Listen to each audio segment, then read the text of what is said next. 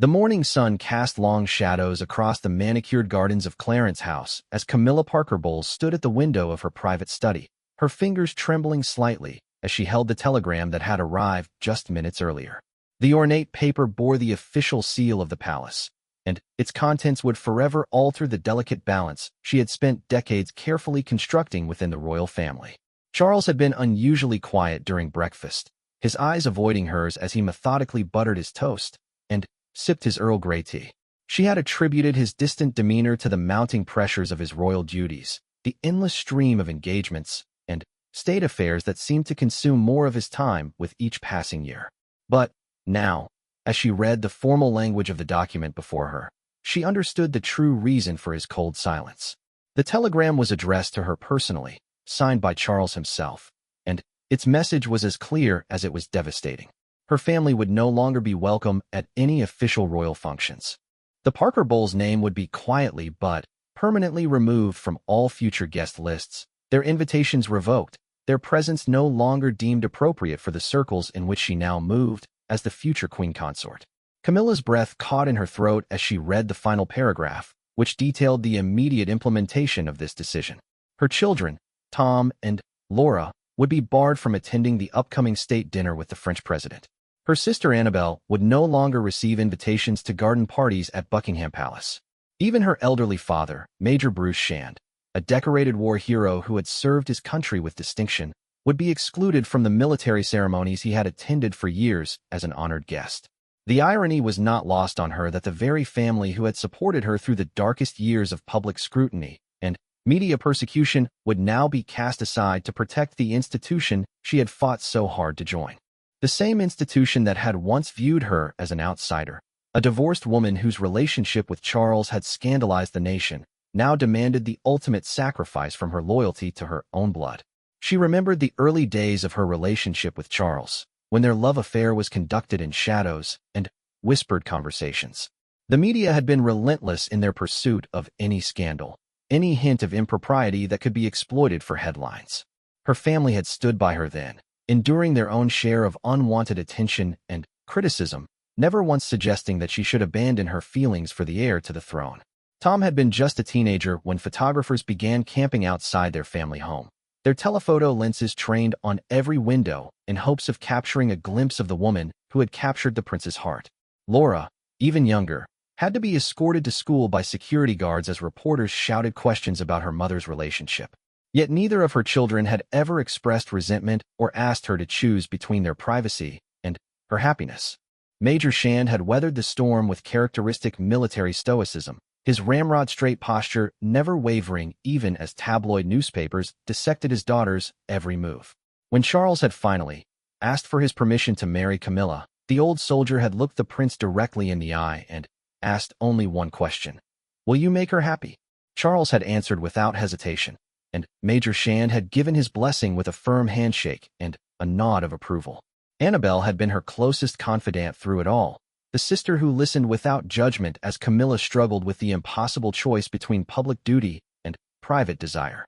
She had been there during the years when Charles was married to Diana, offering a shoulder to cry on when the guilt and longing became too much to bear.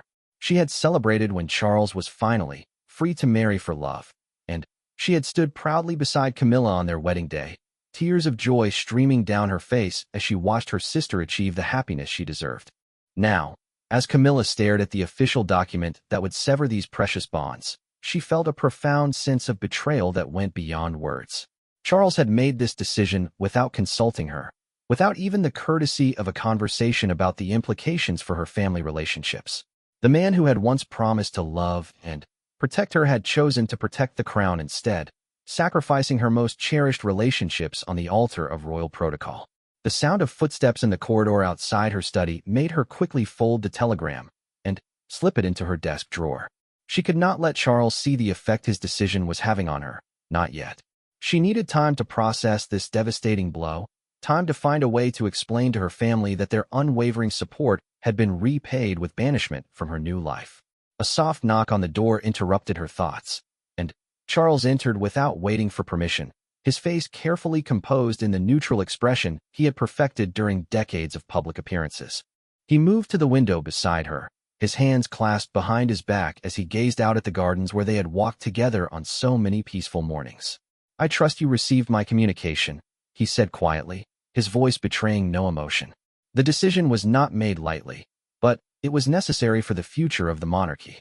Camilla turned to study his profile, searching for any sign of the man who had once written her passionate love letters, who had defied his mother and the entire establishment to marry her. She saw only the future king, the weight of his destiny evident in every line of his face. "Necessary for whom?" she asked, her voice barely above a whisper. "For you? For the crown? Or for the people who will never accept me regardless of how many bridges I burn?"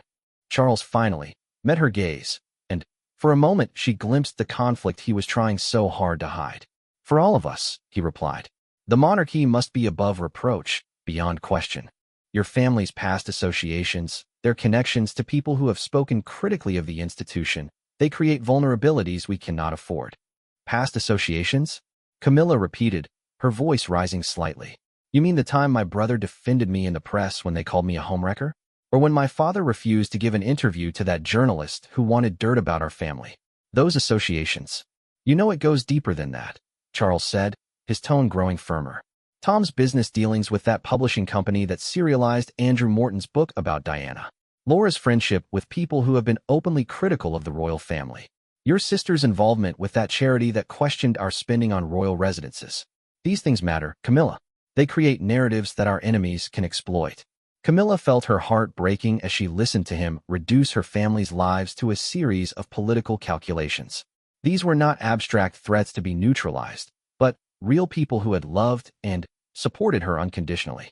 They were the ones who had known her before she was a duchess, before she was a future queen, when she was simply Camilla Shand, a young woman trying to find her place in the world. "And what of loyalty?" she asked, her voice breaking slightly. "What of the people who stood by me when the whole world seemed against us? Am I to simply discard them now that I no longer need their protection?" Charles moved closer to her, his hand reaching out as if to comfort her, but she stepped away before he could touch her. The gesture felt hollow now, meaningless in light of what he was asking her to do. "You are going to be queen," he said, his voice taking on the authoritative tone he used in official pronouncements.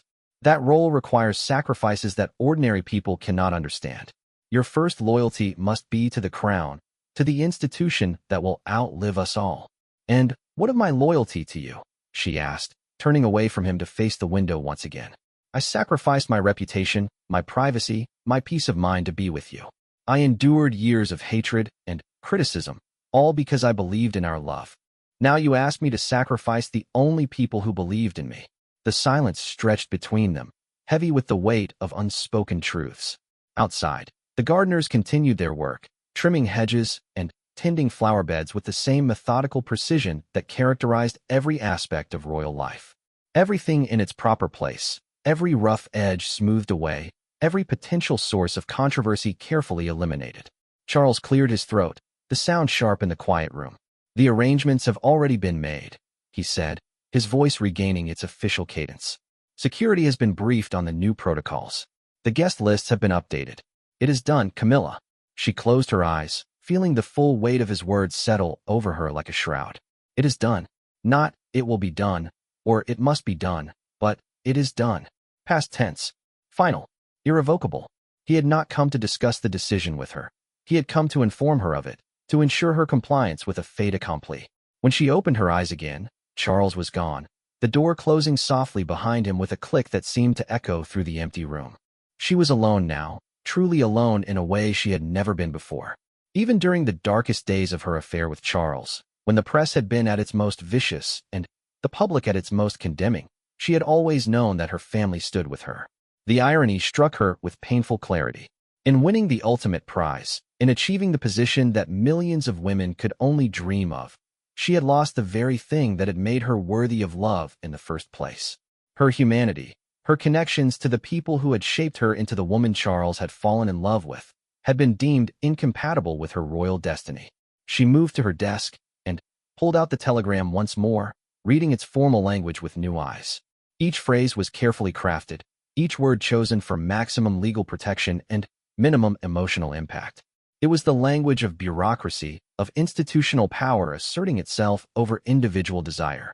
It was the voice of the crown, speaking through the man she loved, relegating her most precious relationships to the status of security risks to be managed and eliminated. The tears came then, hot and bitter, as she finally allowed herself to feel the full impact of what was happening. She had always known that marrying Charles would require compromises, but she had never imagined that he would demand the complete severance of her family ties. She had thought that love would be enough to bridge any gap, to overcome any obstacle that protocol might place in their path. As she sat in her study, surrounded by the trappings of her new life, but feeling more isolated than ever before, Camilla began to understand the true cost of wearing a crown, even one that was still years away from resting on her head. The monarchy was not just an institution. It was a living entity that consumed everything it touched, transforming human beings into symbols, reducing personal relationships to matters of state security. The telephone on her desk began to ring, its shrill tone cutting through her despair like a knife. She looked at the caller display and saw her sister's name, Annabelle, probably calling to discuss the upcoming family gathering that would now never happen. For the first time in her life, Camilla could not bring herself to answer a call from her sister. She could not bear to hear the confusion and hurt in Annabelle's voice when she learned that she was no longer welcome in her sister's new world. The ringing stopped, and the silence returned, deeper and more profound than before. Somewhere in the distance, she could hear the sound of Charles's voice as he conducted a telephone conference with his staff, his tone businesslike and efficient as he moved on to the next item on his agenda. For him, the matter was settled, filed away in the neat compartments of royal administration where personal feelings had no place. But, for Camilla, the real battle was just beginning. She had spent her entire adult life fighting for the right to love and be loved by the man of her choice. Now she would have to fight for the right to remain human in the face of an institution determined to transform her into something else entirely. The question that haunted her as she sat in the growing darkness of her study was whether she had the strength to win this new battle, or whether she would become another casualty in the crown's endless war against the inconvenient truths of the human heart. 3 weeks had passed since the telegram arrived, and Camilla found herself existing in a strange twilight world where every conversation felt scripted and every smile required conscious effort. The state dinner with the French president was approaching, and the absence of her family from the guest list had not gone unnoticed by the media. Speculation ran rampant in the tabloids about a possible rift between the future queen and her relatives, with reporters camping outside Tom and Laura's homes in hopes of extracting a comment about their sudden exclusion from royal events. She had managed to avoid speaking directly with her children about the situation, relying instead on carefully worded text messages that expressed her regret at their inability to attend what she described as a rather tedious diplomatic affair. But she could sense their confusion and hurt in their brief responses, the questions they were too polite to ask hanging unspoken between the lines of their communications. Her father had been the most difficult conversation of all.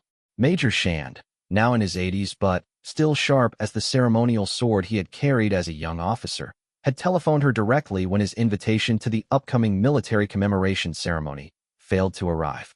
His voice, still commanding despite his advanced age, had carried a note of bewilderment that cut through her defenses like nothing else could. "I say, my dear," he had begun, his old-fashioned courtesy intact even as he struggled to understand what was happening. "There seems to have been some sort of administrative error. My invitation to the remembrance ceremony appears to have gone astray. Should I contact the palace directly to sort it out?" Camilla had found herself stammering like a schoolgirl caught in a lie, her carefully prepared explanations dissolving in the face of her father's trusting confusion. How could she tell this proud old soldier, who had served his country with distinction in World War II, that his service was no longer valued by the institution his daughter now represented? How could she explain that his presence at ceremonies honoring fallen heroes was now considered inappropriate by the very people he had risked his life to defend? "There have been some changes to the guest lists, Papa," she had managed to say, her voice barely steady. "Security considerations, you understand. Nothing personal, just new protocols." The silence that followed was more devastating than any accusation could have been. She could picture him in his study, surrounded by his medals and military photographs, trying to reconcile his daughter's words with everything he had believed about honor and loyalty. When he finally spoke again, his voice was smaller, older somehow. "I see," he had said quietly. "Well, if that's how things are to be now, I suppose we must accept it. The monarchy must come first, mustn't it?" Those words had haunted her for days afterward. The monarchy must come first. It was the lesson she was learning with painful clarity, the price she was paying for her position. Her father had fought for his country, had bled for the values the crown claimed to represent, and now he was being discarded like an outdated piece of equipment that no longer served its purpose. The cruelest irony was that the very qualities that had attracted Charles to her in the first place were now being systematically eliminated from her life. He had fallen in love with a woman who was grounded, connected to real people and real problems, unafraid to speak her mind even when it was inconvenient. Her family had been central to that identity, the foundation upon which her character had been built. Tom had inherited his grandfather's military bearing and sense of duty, but he had also developed a successful business career that had occasionally brought him into conflict with establishment thinking. His publishing ventures had always championed authors who challenged conventional wisdom, who asked uncomfortable questions about power and privilege. It was exactly the kind of intellectual independence that Charles had once admired in Camilla herself, but now it was seen as a liability to be managed and contained. Laura had followed a different path, dedicating herself to charitable work and social causes that sometimes put her at odds with the conservative elements within royal circles. Her friendship with journalists and activists, her willingness to speak out on issues she cared about, had made her popular with the younger generation, but suspicious to those who preferred their royalty to maintain a dignified silence on controversial topics. Annabelle's crime was perhaps the most trivial of all. Her involvement with a charity that had questioned the cost of renovating royal residences was hardly revolutionary, but it had been noted by the palace security apparatus as evidence of potentially problematic loyalties. The fact that the charity in question had also donated millions to causes supported by the royal family was apparently irrelevant. What mattered was the perception that she might not be completely reliable in her support of royal prerogatives. As Camilla prepared for yet another official engagement, this time a visit to a hospital in the East End of London, she found herself wondering what her family was doing at that moment. Were Tom and Laura discussing their mother's strange behavior, trying to understand why she had become so distant and evasive? Was her father sitting alone in his study, looking at photographs of past royal ceremonies where he had been an honored guest, wondering what had changed? The drive to the hospital took her through parts of London she rarely visited anymore, areas where ordinary people lived ordinary lives without the constant weight of protocol and expectation. She watched through the bulletproof windows of her official car as mothers pushed prams along crowded pavements, as children played in small parks, as families went about their daily business without cameras recording their every move or newspapers dissecting their every relationship. At the hospital, she performed her role with practiced efficiency, shaking hands with administrators, speaking with patients, posing for photographs that would appear in tomorrow's newspapers with captions praising her dedication to public service. But beneath the surface, she felt like an actress playing a part, going through the motions of compassion while her own heart was breaking. A young nurse approached her during the visit, a woman about Laura's age with the same bright eyes and determined expression that Camilla remembered from her daughter's childhood. The nurse spoke passionately about her work with terminally ill patients, about the importance of family support during the final stages of life. The families are everything, the nurse explained, her voice full of conviction.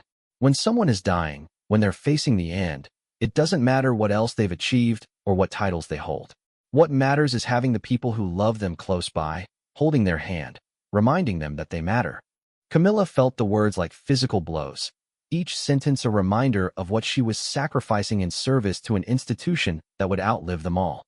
When someone is dying, the nurse had said, what matters is family. But what happened when duty demanded that you cut yourself off from family before death made the separation permanent? What happened when the price of serving others was the loss of your own humanity? The official photographer captured the moment perfectly, showing the future queen listening intently to the young nurse, her face a picture of engaged compassion. But the cameras could not capture the irony of the situation, the way the nurse's words were tearing at Camilla's already fragile composure, the way she was learning about the importance of family connection while being forced to sever her own.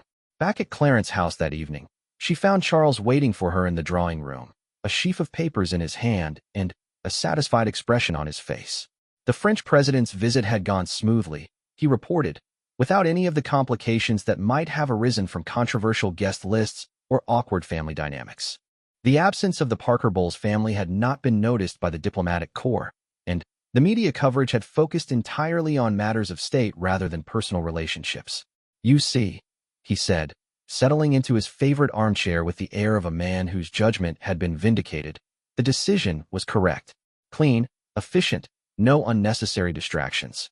Camilla poured herself a glass of wine from the crystal decanter on the sideboard, her movements careful and controlled despite the tremor in her hands. "Clean and efficient," she repeated, her voice neutral. "Like a surgical procedure." Charles looked up from his papers, perhaps hearing something in her tone that gave him pause. "It was necessary, Camilla. You know that." "Necessary for whom?" she asked, the same question she had posed weeks earlier, but with a new edge of bitterness that surprised them both. "For the crown? For the people? Or just for your peace of mind?" "For all of us," he replied, but his voice lacked its usual conviction. "For the future of the monarchy, for the stability of the institution we serve." "We serve," Camilla said, sitting down across from him and fixing him with a steady gaze. "Tell me, Charles, when did we stop being people and become instruments of service? When did our humanity become subordinate to our function?" The questions hung in the air between them, heavy with implications that neither wanted to explore fully. Charles set aside his papers and leaned forward, his expression growing serious. "When we took our vows," he said quietly, "when we accepted the responsibility that comes with our position. You knew this day would come, Camilla. You knew there would be sacrifices. I knew there would be sacrifices of privacy, of freedom, of the right to live a normal life," she replied. "I didn't know that love itself would be rationed, that the people who made me who I am would be declared incompatible with who I must become." Charles stood up and moved to the window, his silhouette dark against the twilight sky. "Love is a luxury we cannot always afford," he said, his voice so quiet she almost missed the words. "Duty is the only constant, the only thing we can rely on." The finality in his voice told her that the conversation was over, that his decision was not open to further discussion.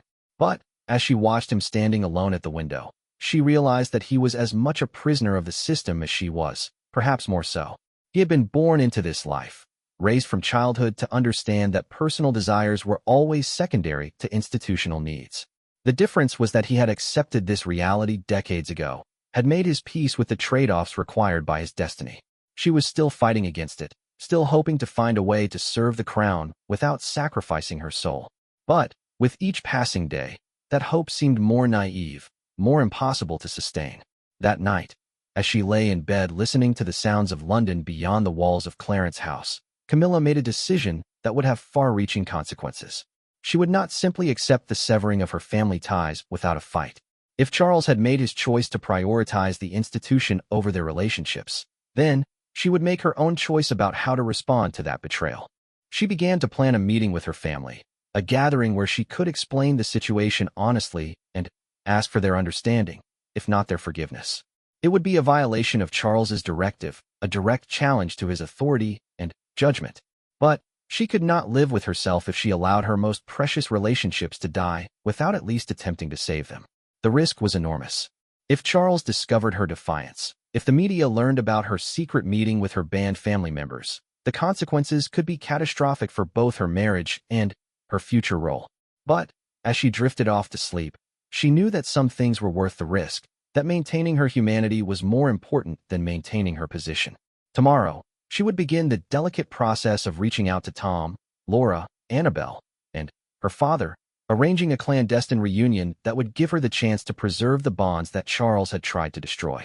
She had no illusion that the meeting would solve everything, but it would at least allow her to look her family in the eye and explain why their love for her had become a liability she could no longer afford to acknowledge publicly.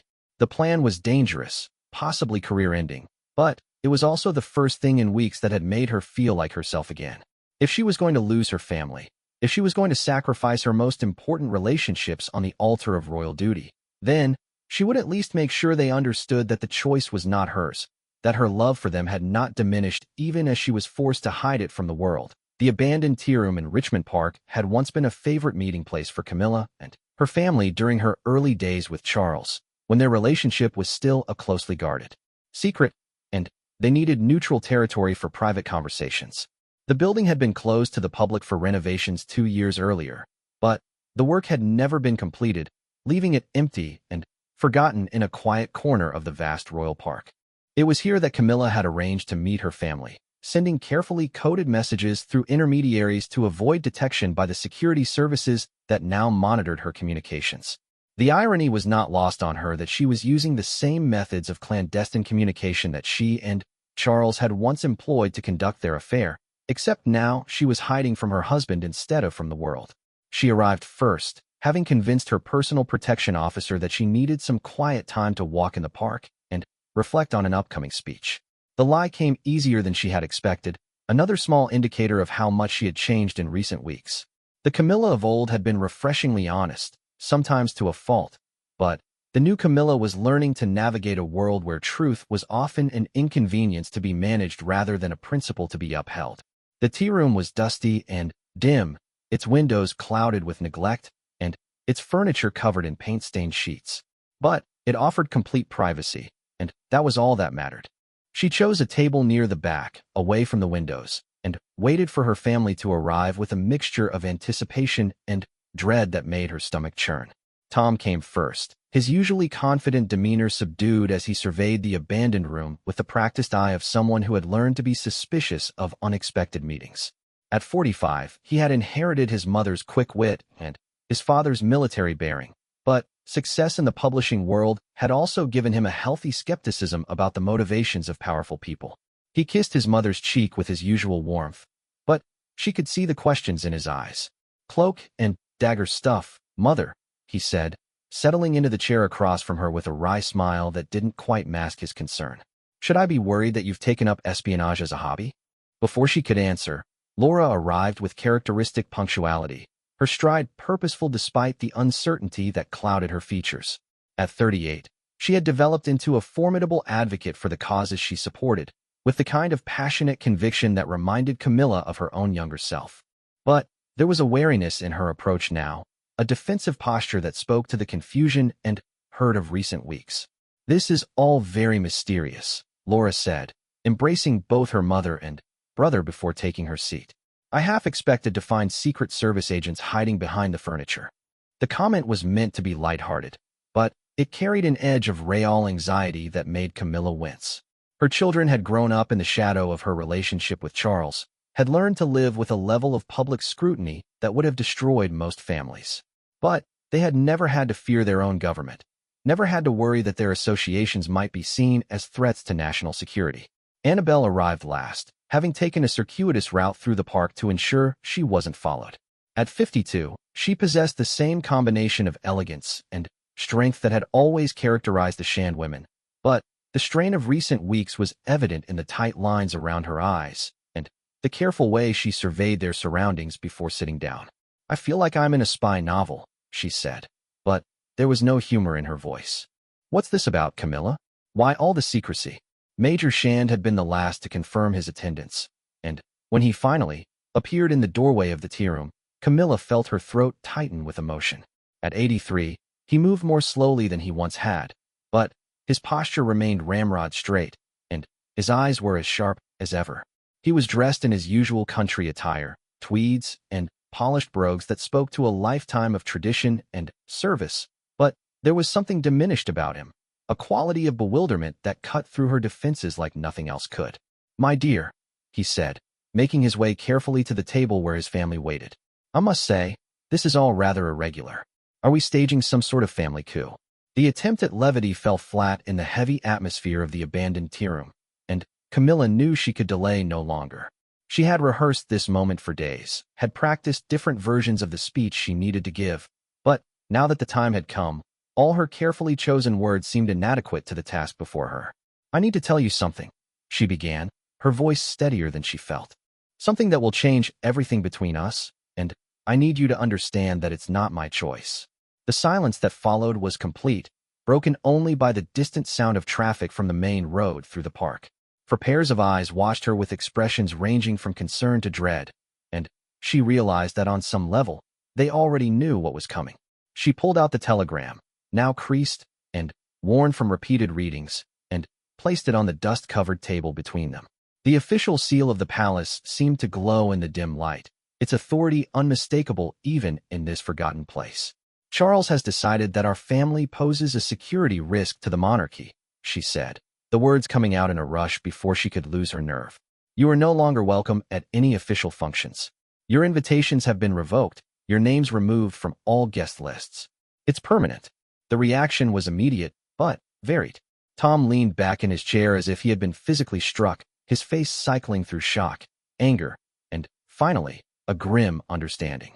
Laura's hands clenched into fists on the table, her eyes flashing with the kind of righteous indignation that had made her such an effective advocate for her causes. Annabelle simply stared at the telegram as if it were a poisonous snake that might strike at any moment. But it was her father's reaction that devastated Camilla the most. The old soldier's face went completely blank, a military mask dropping into place to hide the pain she knew he must be feeling. She could see him processing the information, categorizing it, filing it away in whatever mental compartment he used for betrayals that were too large to contemplate directly. I see, he said finally, his voice carefully neutral. And what was our crime? What did we do to deserve banishment from the realm? Camilla reached across the table and took his weathered hand in hers, feeling the familiar calluses from decades of military service and country life. Nothing, Papa. You did nothing wrong. It's about perception, about the need to eliminate any possible sources of controversy or criticism. Controversy. Tom's voice rose for the first time, his composure finally cracking. What controversy? We've supported you through everything, defended you when the press was at its worst, stood by you when half the country thought you were a homewrecker. And this is our reward. Tom, please, Camilla said. But he was just getting started. No, Mother, this is insane, he continued, his businessman's logic asserting itself. You marry the heir to the throne, you become part of the royal family. And, suddenly, were security risks? What changed? What exactly are we threatening? Laura leaned forward, her lawyer's training evident in the precision of her questions. Is this about my charity work? About the questions we raised regarding royal spending? Because those were legitimate concerns, Mother.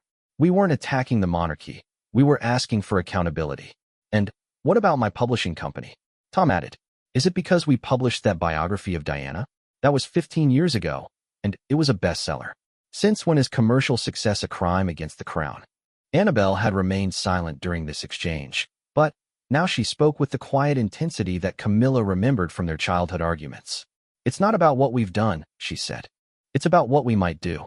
They're cutting us off preventively, removing any possibility that we might embarrass them in the future. Exactly, Camilla said, grateful that at least one member of her family understood the twisted logic behind Charles's decision. It's not about punishment for past actions. It's about preventing future problems. You represent connections to a world outside royal control, relationships that can't be managed or directed by palace protocol. Major Shand had been listening to this exchange with growing bewilderment, his military mind struggling to comprehend a strategy that seemed to serve no tactical purpose. But, surely, he said, his voice carrying the authority of a lifetime of command, loyalty should count for something? Service to the crown should earn some measure of protection, not abandonment. The question hung in the air like an accusation, and Camilla found herself unable to meet her father's eyes.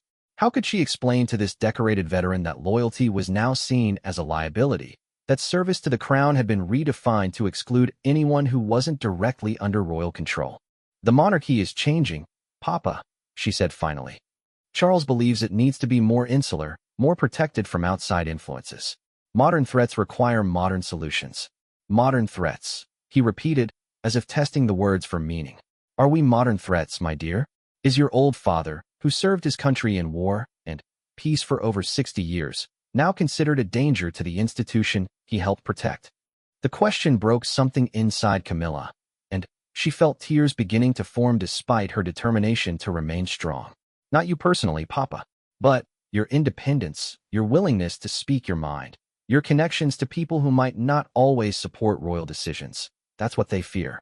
Tom slammed his hand on the table, the sound echoing through the empty tea room like a gunshot. This is madness, he said. They're asking you to choose between your family and your position. What kind of marriage is that? What kind of institution demands that level of sacrifice? The kind that has survived for 1,000 years, Camilla replied, though the words tasted bitter in her mouth. The kind that prioritizes continuity over individual happiness, institutional needs over personal desires. And what about our happiness? Laura asked, her voice breaking slightly. What about our right to maintain a relationship with our mother? Don't we get a say in this decision? The pain in her daughter's voice was almost unbearable, and Camilla had to fight the urge to reach out and comfort her as she had done so many times during Laura's childhood. But she knew that any gesture of maternal affection would only make the situation worse, would only emphasize the bonds that were being severed. "This meeting is my way of giving you a say," she said carefully. "Charles doesn't know we're here.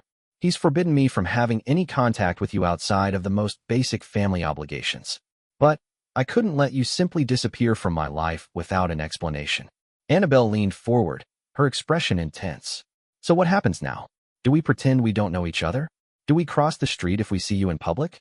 What exactly are the rules of this new arrangement?"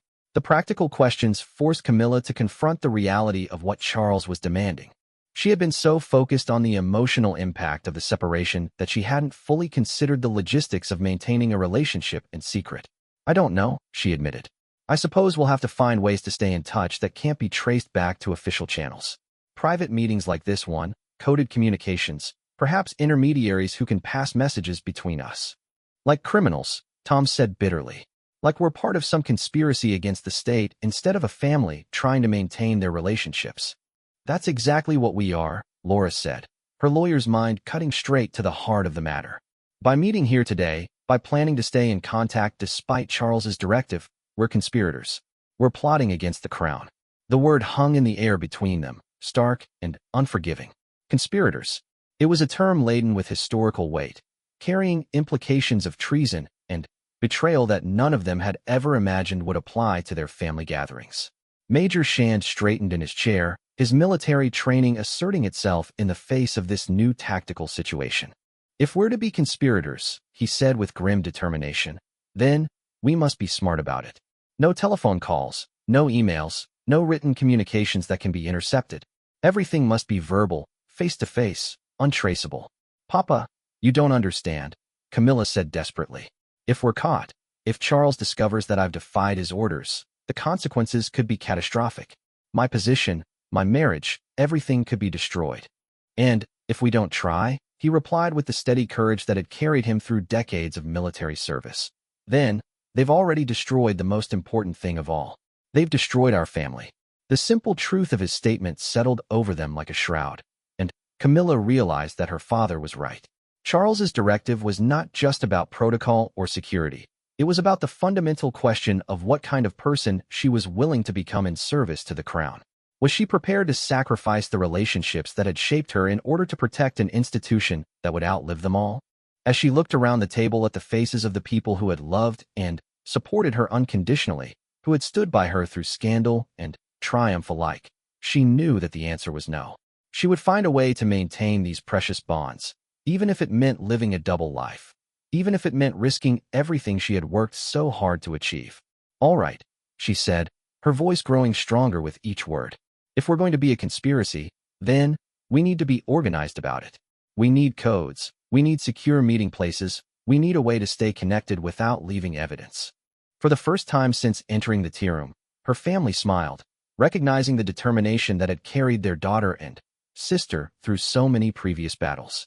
They were embarking on dangerous territory, but they were embarking on it together, united in their refusal to let institutional demands destroy the bonds of love and loyalty that defined them as a family. The revolution against Charles's edict had begun, and Camilla Parker Bowles, future Queen of England, was leading the charge. The system worked beautifully for 3 months. Camilla had become a master of deception, maintaining her official duties while secretly orchestrating a complex network of clandestine family communications that would have impressed any intelligence operative. Tom had established a series of coded email addresses using false names. Laura had recruited trusted friends to serve as message intermediaries, and Annabelle had identified half a dozen discreet meeting locations throughout London where they could gather without detection. Major Shand, despite his age, had thrown himself into the conspiracy with the enthusiasm of a man reliving his wartime intelligence work. He had established contact protocols, developed recognition signals, and even created a simple cipher based on military communications he had learned during his service in India. The old soldier had found new purpose in protecting his family's relationships, and his expertise in covert operations had proved invaluable. But success had bred overconfidence, and overconfidence had led to carelessness. It was a lesson Camilla would remember for the rest of her life, assuming she survived the immediate consequences of what was about to unfold. The mistake had been Laura's, though Camilla would never blame her daughter for what happened. Laura had been coordinating a charity event, a fundraising gala for children's literacy that had become one of her signature causes. In her enthusiasm to make the event a success, she had forgotten the new reality of her situation and had mentioned her mother's possible attendance to a journalist friend who had volunteered to help with publicity. The journalist, a woman Laura had known for years and trusted implicitly, had included the information in her social media post about the upcoming gala, tagging Camilla's official account with an enthusiastic comment about looking forward to seeing her there. The post had been live for less than 10 minutes before Laura realized her mistake and frantically contacted her friend to have it removed, but 10 minutes was more than enough time for the palace's social media monitoring team to flag the reference and launch an immediate investigation. Camilla first learned of the breach during a routine briefing with her private secretary, a career civil servant named Margaret Thornfield who had worked for the royal household for over 20 years. Margaret was a formidable woman in her early 60s, with steel-gray hair and the kind of unflappable demeanor that came from decades of managing royal crises. But there was something different about her manner that morning, a tension that immediately put Camilla on alert. "Your Royal Highness," Margaret began, her voice carefully neutral. "There appears to have been some confusion regarding your schedule for next week's charity events. A journalist has posted information suggesting you plan to attend Laura Parker Bowles' literacy gala, but I have no record of this engagement in your official diary." Camilla's blood turned to ice water in her veins, but years of royal training had taught her to maintain perfect composure even in moments of extreme crisis. She met Margaret's steady gaze without flinching, her face arranged in the expression of mild puzzlement that she had perfected for dealing with awkward questions from the press. "How odd," she said, her tone exactly the right mixture of surprise and confusion. "I have no plans to attend any events organized by my stepdaughter. Perhaps this journalist has misunderstood something or confused me with someone else." Margaret nodded, but there was something in her eyes that suggested she wasn't entirely convinced by Camilla's explanation. "I've taken the liberty of contacting the Palace Security Office to investigate the source of this information. They've requested a complete review of your recent communications and travel patterns to ensure there have been no security breaches." The words hit Camilla like physical blows, each syllable driving home the magnitude of the disaster that was unfolding around her. A security review would uncover everything: the coded emails, the secret meetings, the elaborate deception she had been maintaining for months. There would be no way to explain away the evidence of her defiance, no plausible alternative narrative that could protect her from Charles's fury. "Of course," she managed to say, her voice steady despite the panic clawing at her chest. "Security must always be our first priority. I'm sure they'll find that this is simply a case of mistaken identity or miscommunication." But even as she spoke the words, Camilla knew that her secret rebellion was over. Within hours, possibly minutes, Charles would know everything about her clandestine family meetings, her deliberate violation of his explicit orders, her systematic deception of everyone around her. The life she had built as a member of the royal family was about to come crashing down around her, and there was nothing she could do to stop it. Margaret excused herself to coordinate with security, leaving Camilla alone in her study with the telephone that she knew would ring at any moment. She used the time to send one final coded message to her family, a brief text to Tom that would activate their emergency communication protocol and warn them that their conspiracy had been discovered.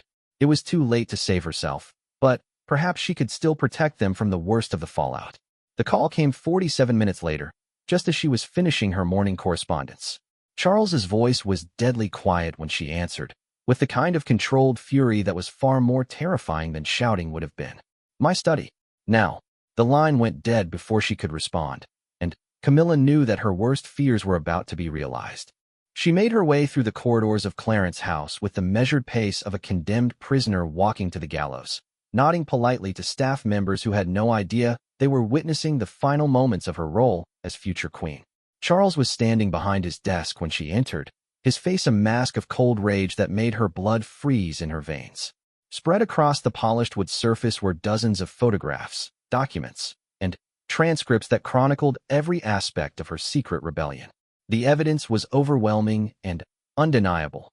Pictures of her entering the abandoned tea room, copies of Tom's coded emails, records of Annabelle's movements to various meeting locations, even transcripts of conversations that security services had somehow managed to record. 3 months, he said, his voice barely above a whisper. For 3 months, you have been systematically deceiving me, defying my explicit orders, and conspiring with the very people I had determined were a threat to our security. Camilla forced herself to meet his gaze, drawing on reserves of courage she hadn't known she possessed. They are my family, Charles. They are not threats. They are people who love me unconditionally, something that seems to be in short supply in our new life. Your family, he repeated, his voice rising slightly. Your loyalty is to the crown now, to the institution we both serve. Your family is the House of Windsor, and you have betrayed us for people whose first loyalty will always be to their own interests rather than the monarchy. Their first loyalty has always been to me, she shot back, feeling her own anger beginning to surface.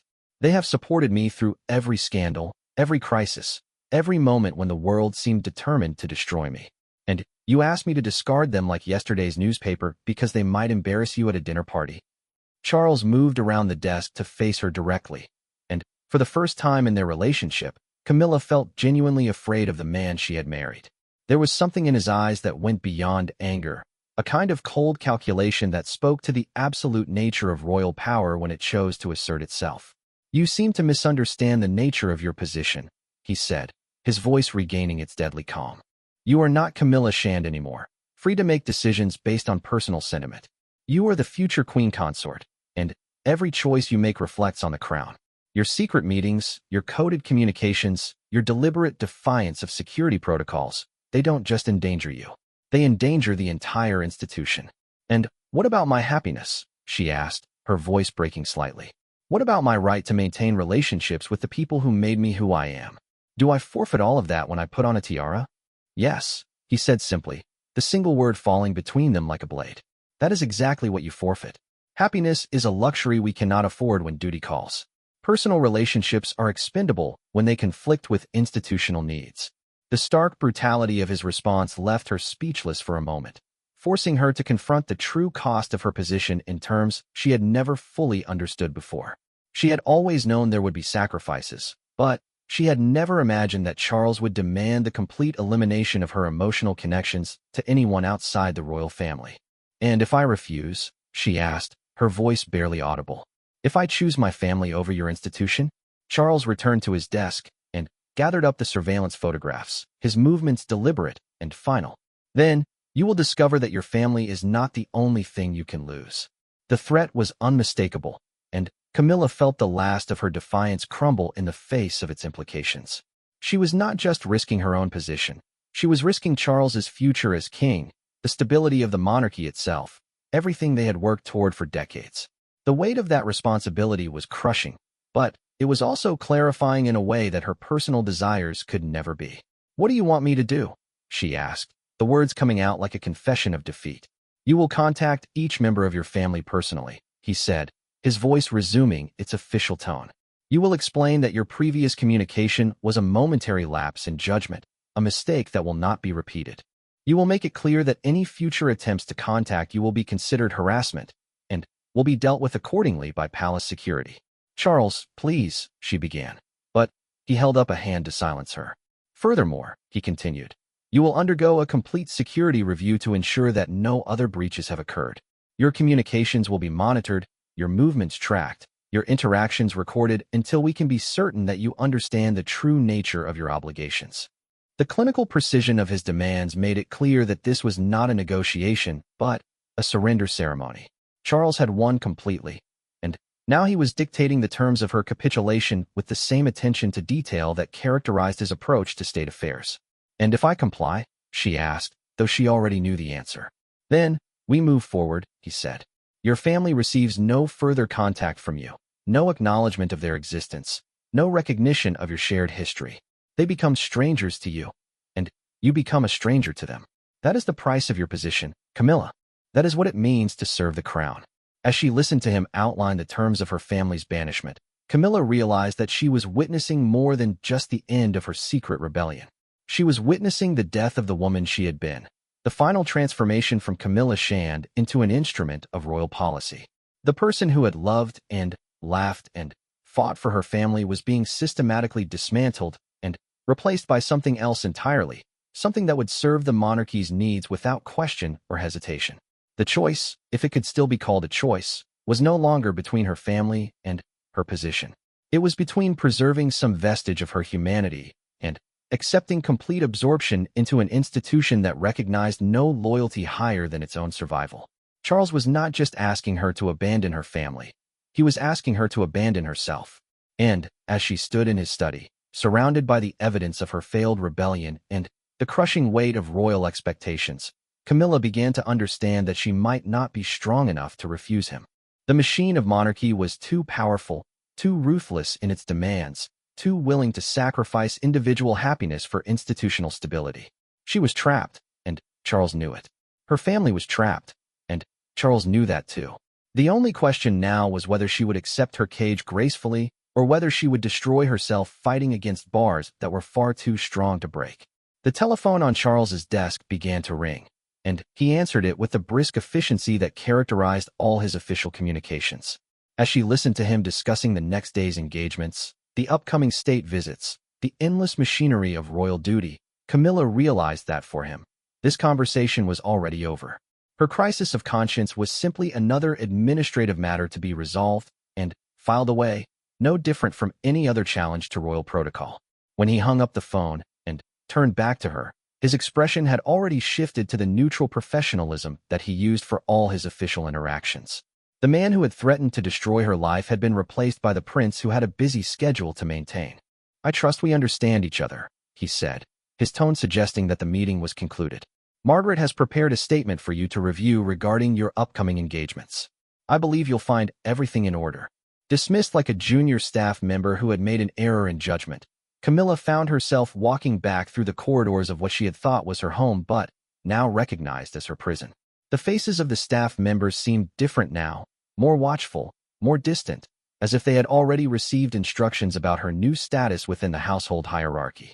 In her study, she found the statement Margaret had prepared, a bland recitation of charitable engagements and official duties that made no mention of family, no acknowledgement of personal relationships, no recognition that she was anything more than a well-dressed representative of royal interests. It was the script for her new life, the role she would play until the day she died, and there was no room in it for the woman she had been before she became a symbol of the crown. The phone calls to her family were the most difficult conversations Camilla had ever endured. Each number she dialed felt like another nail in the coffin of her former life.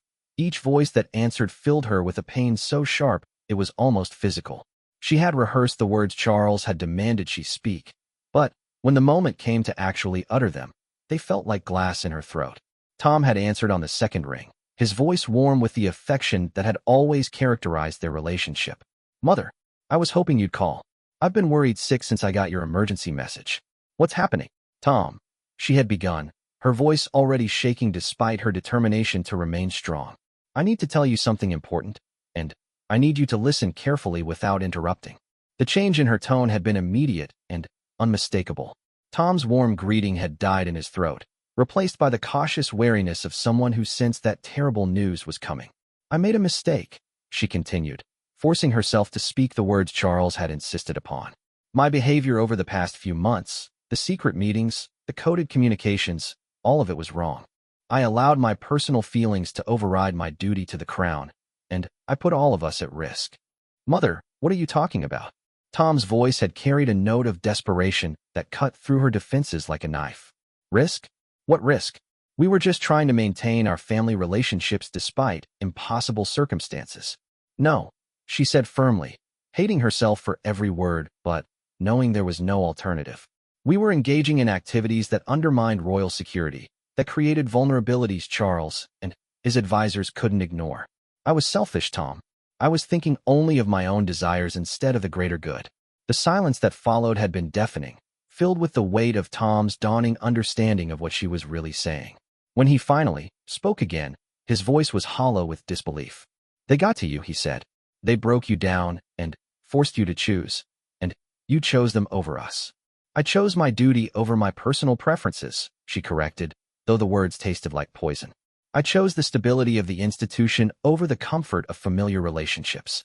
It's what any responsible person in my position would do." Responsible? Tom's voice had risen then, carrying all the hurt and anger she had been dreading. Mother, this isn't responsibility. This is cowardice. You're abandoning your family because it's easier than fighting for what's right. The accusation had hit her like a physical blow, mainly because she knew there was truth in it.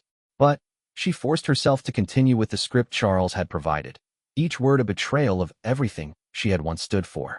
Our relationship has to end, Tom. Completely and permanently. Any future attempts to contact me will be considered harassment and will be dealt with accordingly by palace security. The sound of the phone hitting the floor had been audible, followed by Tom's voice, distant now, but still clearly anguished. I don't believe this. I don't believe you're really saying these things. She had hung up before he could say anything else, before her resolve could crumble completely.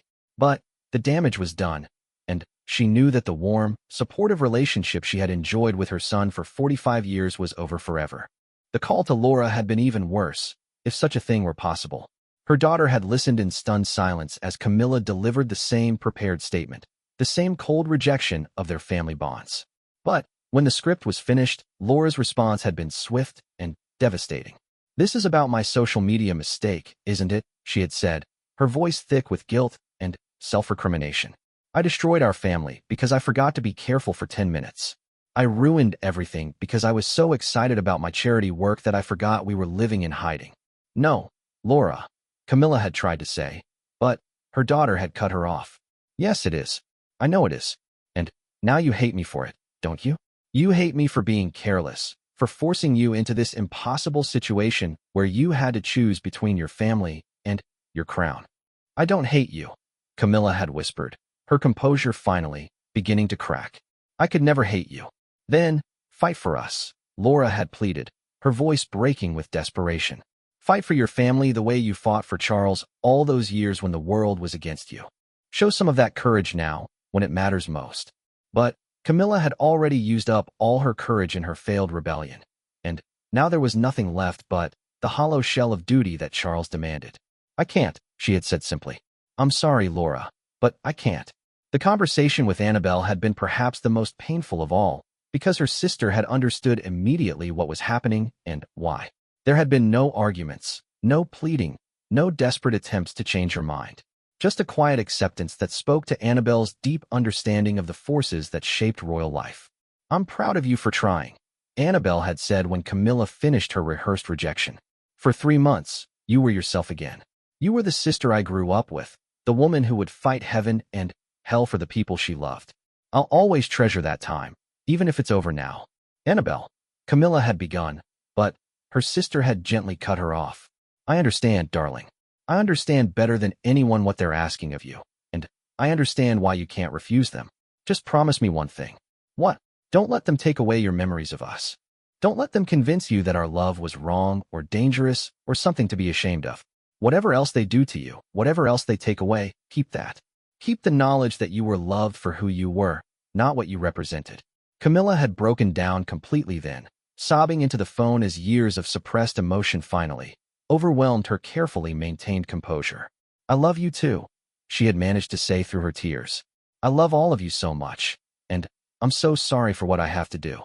"I know," Annabelle had replied softly. "We all know, and we'll always love you too, even if we can't say it anymore." But it was the conversation with her father that had truly broken her. Major Shand had listened to her prepared statement with the same military discipline he had applied to every crisis in his long life, asking no questions and offering no protests. When she finished speaking, there had been a long pause before he responded. "I see," he had said finally, his voice carrying the weight of all his 83 years. "Well, I suppose this is how these things must be done. The crown must come first, mustn't it? That's what I always taught you children. Duty before self, service before personal desire." "Yes, Papa," she had whispered, hating herself for using his own lessons against him.